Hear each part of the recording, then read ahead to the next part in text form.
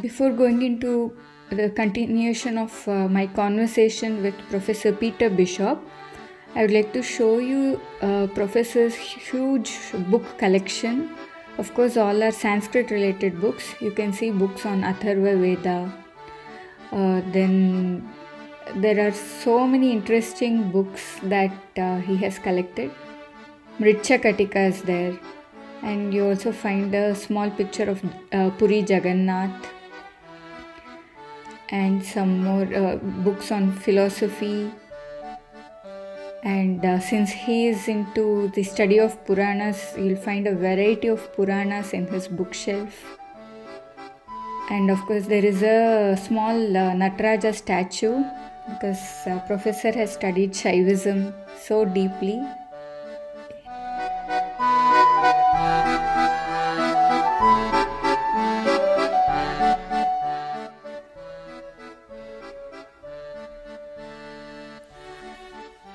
Vagbhata's Ashtanga Hridaya Samhita he has, and like if I keep reading all the book names, then that itself will come to around 10 episodes. Indian medical literature, he has books on them. Okay, now that we've seen Professor's book collection, we will continue with the conversation about Puranas and so much more with Professor Peter Bisschop. I've continued studying Puranas. For me, Puranas are a living text. They are not, there's not one form of the text. They develop over time, and that's what you can see here very clearly. But what I find interesting and fascinating about Puranas is precisely that process. How they're, I call them living texts. So they. It shows that they're meaningful for people, right? If there are new developments, if there's a new temple or if there's a new ritual, then you need a Purana that accounts for it. And that's what I find fascinating. How, as such, the Puranas are a sort of open tradition that allow for a constant retelling of stories, and then the stories are used often to account for ritual practice. So they say that Puranas tell us how to practically apply what the Vedas are teaching. So that there's a common, very popular phrase, Itihasa Puranabhyam Vedam Samupa Brahmaye. So, through stories they are telling. It's sometimes referred to as the fifth Veda. Yes. And of course, it's also, in that respect, way more open, because it's the Veda is a closed. For the initiated few. The Puranas, you can go to a temple and hear a Purana recitation. And about the university, in Leiden University, how is the Sanskrit studies being conducted? How does it go about? Now, at the moment, or the history, so there are different... maybe a little bit about the history, and then now how... I would like to start with the history, because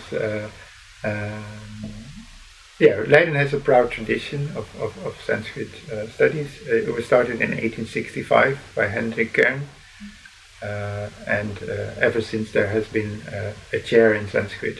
So more than 150 years now of continuous Sanskrit studies.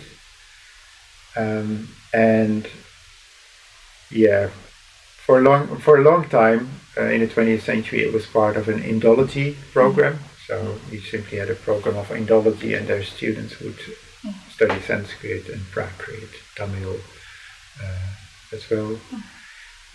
But about 10 years ago or so, the Indology program was dissolved and was merged with the program of Indonesian studies. So nowadays there's a bachelor called South and Southeast Asian Studies.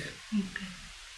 And in that, which is a very large region, South and Southeast Asia, in that, some students may opt to choose Sanskrit. So not all the students who take that program do Sanskrit, but some students may opt then to do Sanskrit. In the South Asian studies, what all the subjects are there? Well, they would also, for example, they could choose to do Hindi. Okay. So Hindi is also being taught. In that case, mostly they end up studying more contemporary subjects. But yeah, so there's the option of language, but they also get general cultural courses. So there's an introduction to history of India, both pre-modern and modern history. Also material culture. So there are courses on temple architecture, on iconography, Hindu mythology, Buddhism, but also more contemporary subjects like Indian politics, the like. So it's more or less everything that you can imagine.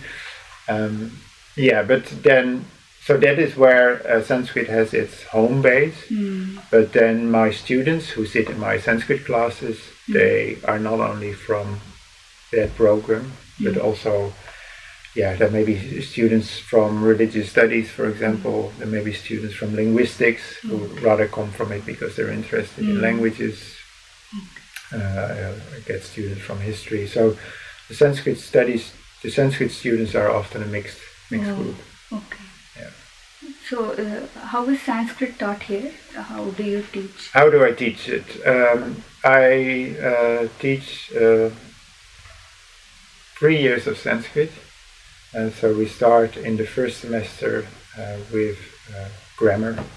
Okay. So grammar is the starting point.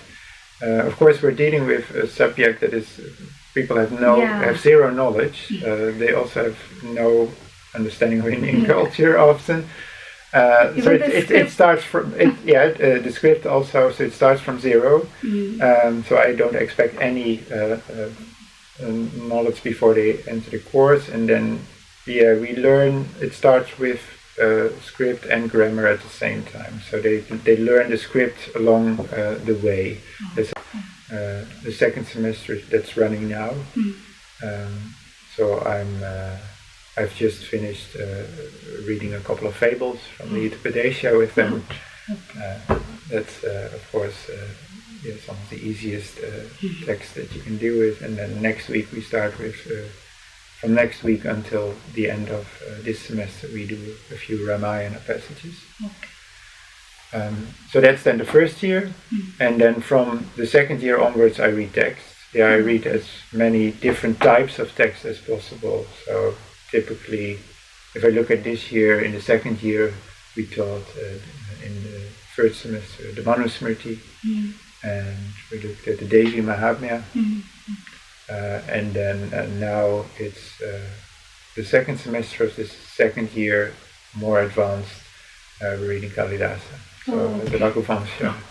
I change the text every year, so I never want to teach the same text because it's dull for me. And also, I like it as an opportunity to read other texts, and that means also that the students can continue to sit in classes and benefit from them. Master, they can do a master as well. And then, from then it's also possible to do a PhD. For me, Sanskrit is a means into classical India. So I use it as a way to learn about, in my case, Shaivism, Shiva worship, mythology, and the like. But there are also, you might also want to study Sanskrit for the sake of the language, and especially then also historical linguistics, or how Sanskrit and Greek and Latin are related. So that's a different program again. Okay.